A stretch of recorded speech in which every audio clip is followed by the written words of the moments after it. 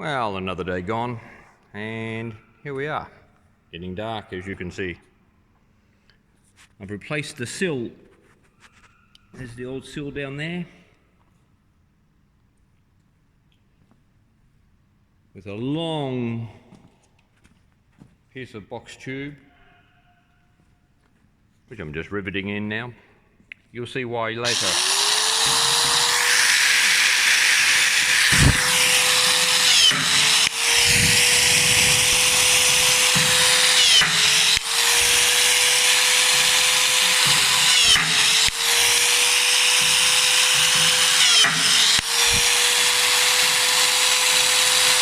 Down the hole.